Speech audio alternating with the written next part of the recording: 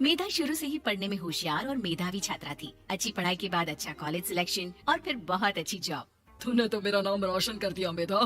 अरे लेकिन ये जो काम करने का तरीका है ना, इसे बदल ले।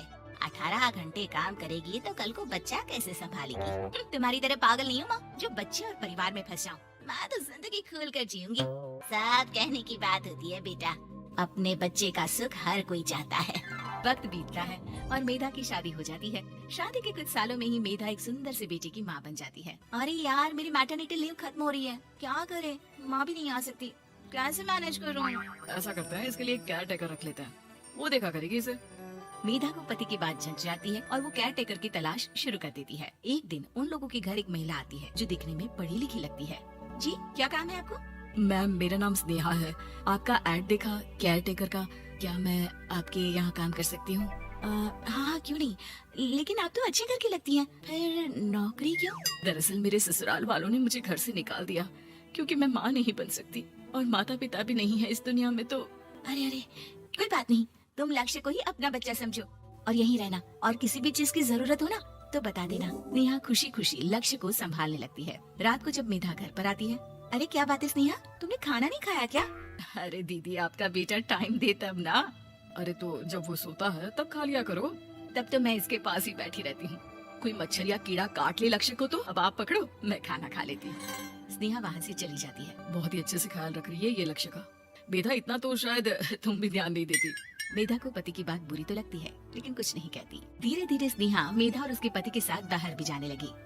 सुनो, स्नेहा को भी बाजार ले चलते हैं, वो क्या है ना लक्ष्य को देख लेगी जब तक मैं शॉपिंग कर लूंगी। हाँ चलो, वैसे मैं चाह रहा था कि लक्ष्य को लेकर हम दोनों ही चलते। क्या यार, तुम तो फ्री में इमोशनल हो जाते हो, कितना देख लेंगे हम दोनों मिलकर, ले चलो उसे। कार से निकलकर मेधा और लक्ष्य रोड क्रॉस कर रहे थे कि सामने से कार आ जाती है। मेधा का ध्यान नहीं होता लेकिन स्नेहा तुरंत लक्ष्य को मेधा से छीन लेती है। मेधा गिर जाती है और कार मेधा को छूकर निकलती है, जिससे मेधा को खून आ जाता है। पति मेधा को हाथ देकर उठाता है। स्नेहा लक्ष्य को लेकर गले लगाई रहती है। थैंक्स स्नेहा, मैंने तो ध्यान ही नहीं दिया था कि कार आ रही है। स्नेहा का गुस्सा मालकिन पर टूट पड़ता है। अरे कैसी माँ है आप, अगर आज कुछ लक्ष्य को हो जाता तो मैं आपको कभी माफ नहीं करती। छोटा सा बच्चा है, उसे चोट लगती है तो पता है कितनी तकलीफ होती है। पति भी स्नेहा को देखने लगता है कि उसे क्या हो गया। मेधा को स्नेहा पर काफी गुस्सा आ जाता है। घर आकर कहती है, देखो स्नेहा, माना तुम लक्ष्य को बहुत प्यार करती हो, लेकिन वो मेरा बेटा है, मैं कभी जानबूझकर उसके साथ बुरा नहीं कर सकती, समझी? मुझे माफ कर दीजिए, मैं लक्ष्य को लेकर कुछ ज्यादा ही सेंसिटिव हो चुकी हूँ। मैं ध्यान रखूंगी कि आगे से ऐसा ना हो। मेधा का मन स्नेहा से अब हटने लगा था। एक शाम मेधा ऑफिस से घर आती है कि लक्ष्य उसे दिखाई नहीं देता और ना ही स्नेहा। वो स्नेहा के कमरे में जाती है जहाँ दोनों सो रहे होते हैं। अरे स्नेहा, लक्ष्य को आज इस कमरे में क्यों सुला दिया? दीदी, मुझे नींद आ रही थी, ऐसे में उसे कमरे में अकेले लिटाना मुझे ठीक नहीं लगा। मेधा बच्चा उठाने लगती है कि स्नेहा टोक देती है। रहने दीजिए ना दीदी, सो रहा है, फालतू में नींद खराब हो जाएगी। मेधा को गुस्सा आ जाता है और वो बच्चा उठाकर वहाँ से चली जाती है। अगले दिन मेधा स्नेहा को बुलाती है, साथ में एक और लड़की खड़ी होती है।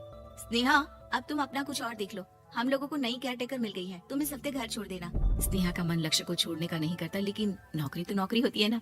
स्नेहा घर से चली जाती है। धीरे धीरे महीने और साल बीतते जाते हैं और लक्ष्य एक नौजवान लड़का हो जाता है। लक्ष्य, आज मुझे मंदिर जाना है, ले चलोगे? ठीक है माँ, एक काम करके अभी वापस आता हूँ, तब तक आप और पापा दोनों तैयार हो जाइए। दोनों तैयार होकर बैठ जाते हैं लेकिन लक्ष्य काफी देर तक नहीं आता। अरे मेधा, फोन तो करो लक्ष्य को, देखो क्या हो गया उसे। मेधा फोन करती है तो पता चलता है कि लक्ष्य का एक्सीडेंट हो गया है और वो सिटी अस्पताल में है। जल्दी चलिए, पता नहीं कैसा होगा मेरा बेटा। अरे चिंता न करो, सब ठीक होगा, मैं अभी कार निकालता हूँ।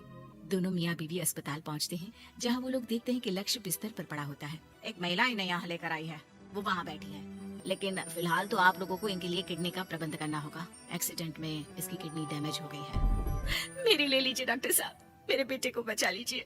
नहीं नहीं, आप माँ हैं, आपकी नहीं ले सकते, पिता की भी नहीं। आप किसी रिलेटिव या दोस्त से पता कर लें और हाँ, थोड़ा जल्दी करें क्योंकि देर होने से मामला बिगड़ सकता है। मेधा बैठकर रोने लगती है कि वहाँ डॉक्टर आ जाते हैं। जिस औरत ने आपके बेटे को यहाँ भर्ती कराया था वो अपनी किडनी आपके बेटे को देना चाहती है। हाँ? कौन है वो, कहाँ है वो? तभी वहाँ स्नेहा आ जाती है। स्नेहा तुम? मैं लक्ष्य को पहचान नहीं पाई थी, लेकिन आप लोगों को देखकर समझ गई कि ये लक्ष्य है, इसलिए वापस आ गई। मैं अपनी किडनी आपके बेटे को देना चाहती हूँ। मेरी अपनी तो कोई औलाद नहीं, लेकिन लक्ष्य में मैंने हमेशा अपना बच्चा देखा। तुम धन्य हो स्नेहा, जो इतने साल में भी लक्ष्य को भूल नहीं पाई। सही मामले में तो वो तुम्हारा ही बच्चा होगा, क्योंकि जन्म भले ही मैंने दिया हो, लेकिन आज तुम उसकी जिंदगी बचा